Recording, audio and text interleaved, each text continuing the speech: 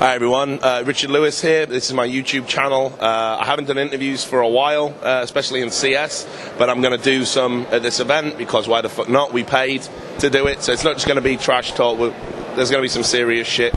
First up, it's my boy Spunj from Renegades. Known him a long time, back when he was a Source player. Fucking old school shit, going way back. So we're going to talk for a little bit about the direction he's going in. So, Renegades, obviously you've joined this team. It's a new organisation, kind of a new experience for you actually, because, you know, all due respect to what Vox Eminor was, it was kind of run by mates. It didn't really have any global dominance aspirations. How's it been? How are Renegades treating you? How are you finding it? Everything's great so far. Like the organisation, like you said, it's brand new. It's been in the headlines for some interesting reasons. But other than that, everything on the Counter-Strike side of things is fantastic, and they're treating us well, and the future looks very bright. Yeah. I mean, let's talk about those headlines then. I mean, you know, I know it's League of Legends, but it's not like it doesn't affect you, right? Like, that is the co-owner of the team. Obviously, Monte Cristo, the other co-owner, he's had to come out and defend the other co-owner. It's been a bit of a fucking mess, the whole Chris Badawi fiasco. Has any of that kind of trickled down to you guys? Has it made you, think about anything? When I saw the things in the headlines, it made me ask the question of what is happening, or does this have any relevance to us, or should we be concerned? And I think they're pretty standard questions when you're in a new organisation and you see this stuff happening early on. But we were told that it has no effect on the Counter-Strike side of things and the direction that we will be going. So I've taken their word for that, and they haven't done anything to do wrong by me.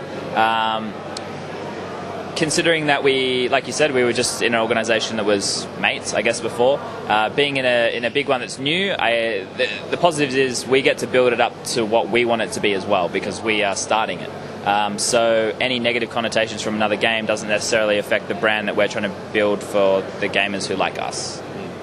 I mean, overall though, how are you sort of finding? Because I mean, let's be real here, right? Like you're a down-to-earth guy, just like me. We're both working class, blue-collar heroes, right? That came good and all of this shit.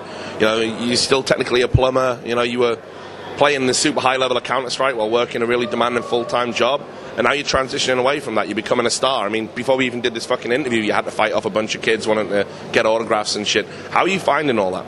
I love it. I think it's great. I think having this fan side is amazing. Like, this is kind of the dream, really, for anybody that wants to be involved in this industry, to know that there's people out there that are fanatical about something, that they'll stop you for a photo or an autograph when they see you. It's great. Like, obviously all these people are here to watch Counter-Strike. There's no other game here, and that's amazing. It's like the first of its kind, where people who are genuine fans have flown in from around the world to watch a game on this scale. And just to be involved, we didn't make the final series, but hey, just to be involved in this level is amazing. And I think if it continues to grow in this way, everybody's going to really love it, like enjoy it, and it's great.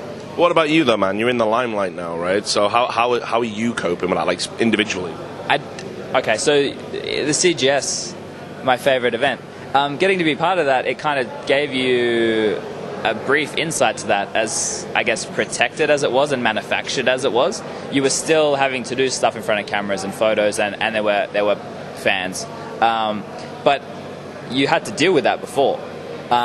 So for me, it hasn't really changed anything.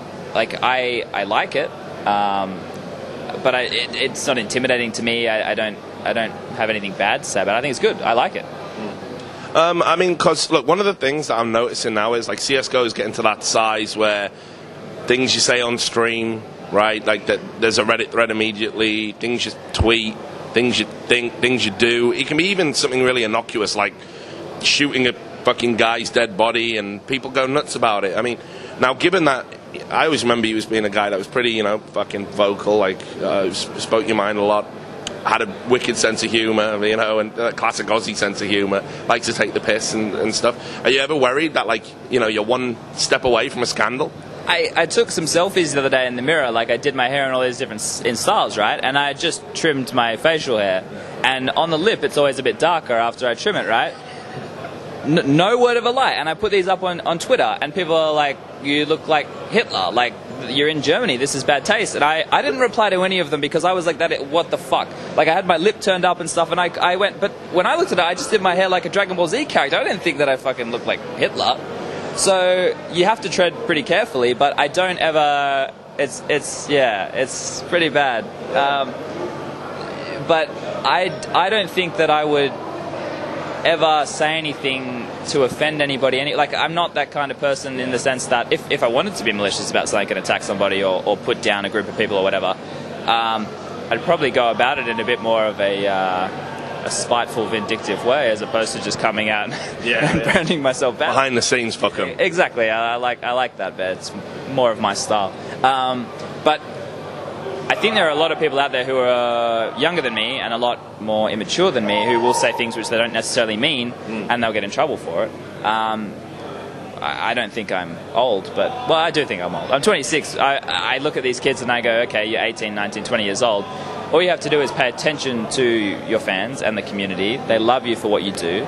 You can build yourself a big fan base and you can have a great career. But a lot of these kids, they don't see that. They just look at, I want to play Counter-Strike and win. Yeah. There's a lot more to Counter-Strike, in my perspective, than just winning. Winning is the main thing, and we all want to win, and that's what we're here for, but not everybody can win. And if you're not winning, you have to keep your chin up. You have to be nice to everybody who is a fan of you, and you have to come here and you have to do interviews, and you have to smile and make friends, and that's how you build yourself as a brand. Yeah. Well, that's a good question, actually. I'll come a little bit closer, and this is where it gets the intense part of the interview, right? But like losers interviews, we don't see them in esports, right? And here you are, like you say, you've come to the venue today. You seem quite chipper considering you lost. I know you really wanted to make the final 8. It was one of the goals that you guys had set as a team, and yet you're right. Here you are still doing interviews. Yeah, I see this trend in esports where it's like, the losing team's protected and mollycoddled, wrapped in cotton wool. They never bring them up on stage. They don't do any interviews. Like, what's going through your mind right now? The press will go up to them and be like, hey, want to do an interview? And the players will say, no, I'm too sad. What do you make of that culture? I think everybody wants to see both sides. Like, you want to see the winner and the loser. I guess with the limited amount of time that they have to show the content, I guess people just want to see the winner and ask the winner how the winner feels. But that's a pretty obvious answer, right? I think it would be interesting to see what the loser thinks or how they feel about it, because I'm sure you're going to get raw emotion and you're actually going to get a bit more realism out of people. I wouldn't have a problem losing and going up on stage and talking about it. And there always has to be a winner and a loser. And if you play like shit and you lose, that's all there is to it. You can't sit there and dissect everything. I guess there's more crushing losses than others. There's one where you lose in double overtime, like Flipside, and some of their players, I'm sure if I was in their position, I would have been extremely upset, and I wouldn't really want to talk to anybody. But if it was wanted of me and somebody came up to me, I wouldn't say no. That's one of the philosophies that I have, being a privileged person in this industry, is I feel that if somebody wants an interview or if somebody wants a photo or a signature or a minute of my time to talk about something, it's my duty to actually give them that, because I get a lot by them loving the thing that I also love. So it's a give and take thing. I just think eventually we'll probably get to the point where people won't have a choice. You'll have to come up and do the loser interview, and then, hey, you're going to have to sit there and you're going to have to show your emotion, and we can actually see how the person's feeling after that loss. I don't think we should coddle losers. It's a bad way of producing people who don't function right. Yeah. I agree with you. So speaking of losing, obviously you guys, you did lose to NIP here. You had a good run, actually. I mean, the Titan game, I guess we'll go from fucking good to bad. Let's do it that way, right? So beating Titan, the team that have all of these stars in there, fucking guys like Shocks, and a lot's been made after the French Revolution, just how good this Titan could be. And you actually beat them. I mean, it's comprehensive, it wasn't like, I actually felt you could have probably won by a bigger margin. There was a few rounds that kind of, a few 2v1s that didn't go your way. So how are you feeling after that game, and kind of overall building up to that point? I knew that, I know that my team has the potential to be a top 10 team in the world consistently. Titan, probably before they lost to us, would have been considered a top 10 team, or on the cusp of. So beating them is another notch, I guess, for us as a team to look at and go, hey, we're moving up. But the scoreline, it's a weak map for both teams. I think we just came out on top. I think that match probably could have been a lot closer, or it could have been, anything could have happened, especially on Mirage. I would have liked to have played them on another map, which I think both teams would have been happier to play and see what the result would have been. But us winning shows that we have a better skill set and a lot more depth, which is a positive thing for us. But I don't really know if Titan, people would have expected Titan to win, right? Yeah. But I don't know if they've had enough time to build themselves as a team, or if the level of expectation was not too much on them, or they just took us for granted, like, hey, we're going to win or whatever. I don't know if that was a full-strength Titan, which is not my fault that they weren't a full strength. No, of course not. But I would like to play them again in another competitive environment to see how good they are. Were there any worries after the game? I mean, not worries, that's a bad word, but like, were you? Was it a consideration that, like, you know, Titan are going to get a lot of shit now that they lost that game, and you know, there's a lot of people that might think, well, fuck it, they should fold, they should just give up. You know, I mean, I've already been watching Reddit and Twitter. Everyone's really giving them a hard time, which is kind of insulting to you guys if you look at it one way. But you know, did you say anything to them after the game, like, you know, any sort of consolation, anything like that?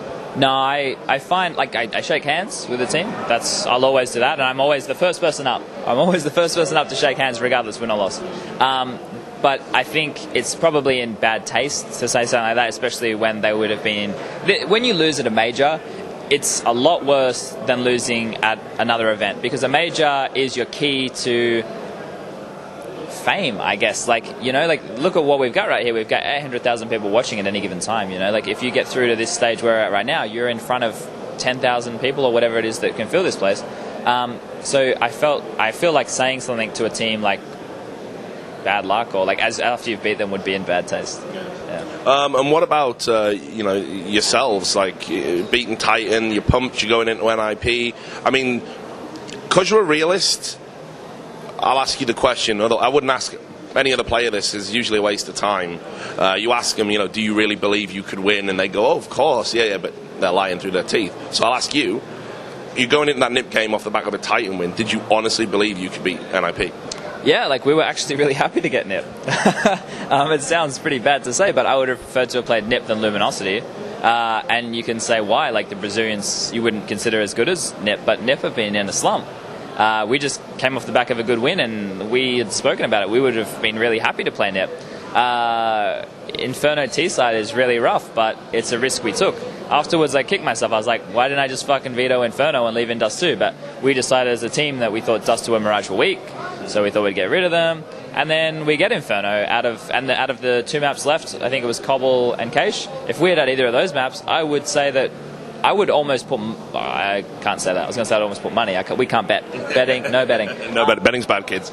But I would have backed ourselves 110% to beat them on one of those two maps. I think we just got a shit map. Like, I don't know. I don't think that... I think we're on their level. Like, I think we're on that kind of level where we're definitely a top 10 team, and I think we could have taken them. That's me speaking. Like, if I didn't think we could win, I would have come out and say, nah, we were just in it. But nah, we don't think we could win.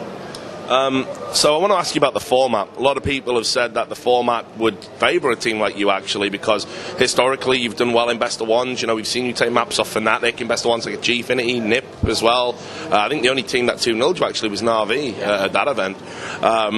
And other people have said this format doesn't prove anything. You know, it's like best of ones are bullshit. You know, I think that's not what Thorin says. I mean, he's right. He's not wrong. So do you feel this format sort of helped you a little bit, maybe? Give you an artificially high position? No, not at all. We were a third seed, and we had to play a second seed. And the second seed of this event was TSM. And they should be, if you seed in actual seedings, they should be a first seed. So we had the hardest first match, like being a third seed against the second seed. Ours was the hardest, flat out, no argument. And then we got reshuffled, and we had to play another third seed. Like, okay, I understand how the system works, and I get it. I'm not going to sit here and question Valve or ESL or whatever. It happened. That's whatever. But if we had gotten a fourth seed, we still would have got the same position, because I guarantee you we would have beaten any of the other fourth seeds. So it maybe makes our position where we did come better by beating Titan. It makes us seem, okay, well, we beat the better of the teams, so we deserve to be where we are even more so. The format itself, I don't like it or dislike it.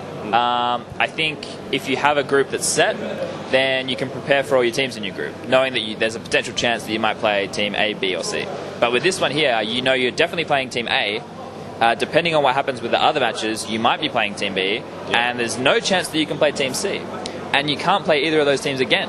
So it makes it hard with practice in the sense of we practice Titan under 5 maps. So they have an idea of what we do, we had an idea of what they did. Fortunately, we never played each other on that particular map, Mirage, right? Yeah, because both teams didn't want to play it. So that was okay in that sense, but it makes it hard in a preparation standpoint. But I don't dislike it. It means that like if we had lost to TSM and then we had played CLG and we'd beaten CLG, there's no chance we could play TSM again because of the shuffle. So that I didn't mind that. That's not bad. If you could have a format for a major, I know this is an awkward question. Again, you can dodge it if you want. No one, I won't think any less here. It's political times we live in. But if you could run a major and have your format, what would be the Spunj way of doing things?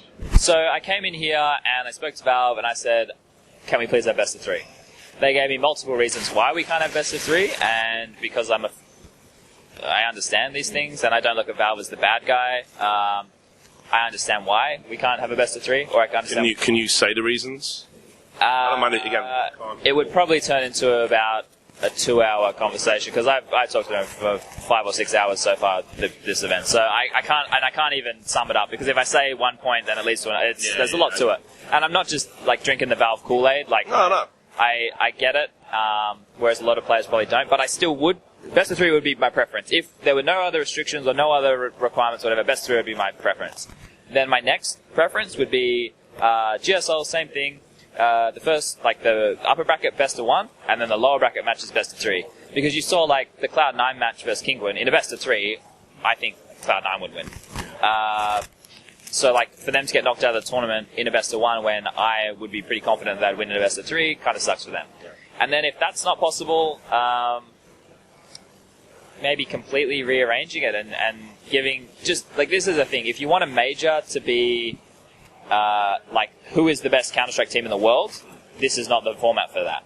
This format doesn't show you who the best CS team in the world is because everybody doesn't play everybody or everybody doesn't play 50% of the teams. If you want that, then you'd have to do something like the International where you play a lot of games, you play for seeding, and then you play a bracket. And that to me determines who the best team in the world is because you have to be able to play against all the different play styles, all the different compositions of lineups, like 2 AWPers, 1 AWP, like no AWP, like all that kind of stuff.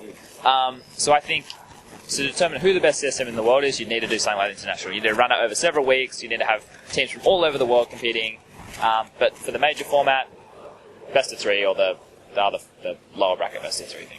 Okay, so just to close out with a couple of questions, and I'll let you go back to relaxing and being harassed by fans and shit, this superstar life. Want to talk about Yam. When you brought him into the team, he was kind of, there was a lot of hype around him. He's this like Australian sensation, someone that was going to add some real firepower to your lineup. How do you think he's done overall? Has that hype been tempered a bit by some of his performances, or do you think he's still on track to live up to how he was built? Nobody in our team ever plays consistently, which is a problem with everybody in the team. Now, whether that's a result of our environment is a question that should be asked, or whether that's a result of the way that I structure the team and in-game lead is another question that needs to be asked. But to talk about Yam specifically, I think that he has done what I have needed him to do in the games that we've played. He was never brought into the team to be a hard carry. Nobody in the team should have to be a hard carry. Yeah, sure. So it was more to balance out the workload, I guess, in the team, because with Top Gun, we weren't able to get everything we needed out of him. In terms of, he could perform, he was obviously not consistent either, but he just couldn't dedicate the time to practice, which was the main issue. And Yam was the perfect replacement in terms of role and dedication. I don't feel like he's underperformed. Like in games we win, our star players sometimes don't frag. Like in the Titan game, I think JKS was at the bottom, and most of the time you see him at the top. And I was at the top, and most of the time you see me at the bottom. So, no, I think the team just needs time to settle. We need to play consistently at a higher level, and then I think everything will level out where it needs to be. And once I can finally get everybody on the same wavelength mentally, we can really work out where players need to be and how they need to be playing. At the moment, we're still a bit all over the place, and that's I think that's due to our environment. Now, it's an excuse, but I'm good at them. So the plan is you guys will be out in LA. You are the LA Renegades, says on your jacket, which is very nice, by the way. What's going to happen out there? Because can you get in the EA ESL Pro League thing? Is there a way in there for you? Yes and no, I guess. But at the moment, everything's happening with the Pro League that I understand, like all the scheduling and the teams. Everything's being worked out now. They had the relegation matches and all that kind of stuff happen not too long ago, so most of the teams are already decided. But in that league, there's a core 3 rule. Now, it's been brought to my attention that there might be one team, and I haven't been told which team, but there might be one team in that league that doesn't have the core 3, or they've done something with their roster which is not against the rules, yeah. or something along those lines. So we would be hoping that we would be given at least an opportunity to compete or potentially get that spot if it becomes available. That's our last lifeline. Right. So we're basically ready to go whenever they say, this is your first game, be here, we'll be there. That's the thing. That's not an issue. The only issue is actually getting into the league. And we're continually trying and talking to them to see if that's going to be a possibility. If it's not, we'll still be in LA. Our competitive chances will be limited by not being able to compete in the Pro League, but there will be other events, and we will be able to attend them, and at least more competition. If you don't get in, is it the end of the world? Is it a disaster? That wouldn't hamper the move to LA, right? No, definitely still go. It'd be good to be in a team house for a period of time to really get us up to the level we need to be at. It'll accelerate our practice and our cohesion as a team, and we'll be able to use it as a base camp to go to Europe, which is much closer than Australia, and compete in whatever events are up and happening, like DreamHack and whatever. All right, man. I never do shout-outs, but I feel like for you I will. So if you have any that you need to say, or you're contractually obliged to thank sponsors or anyone, now's your chance. I probably am contractually obliged, to say thanks to Renegades and our main sponsor, Alpha Drop. But the main one is thank you to all the fans. Not a cop-out, legit. Thank you for all your support and much love. And it's good to see you doing so well, man. I feel like we've come a long way in a fucking long time, It's awesome. Thanks, brother. Anyway, stay around. If you like this kind of video, there'll be more. Like, subscribe, do all that YouTube shit, and we'll see you soon. Peace.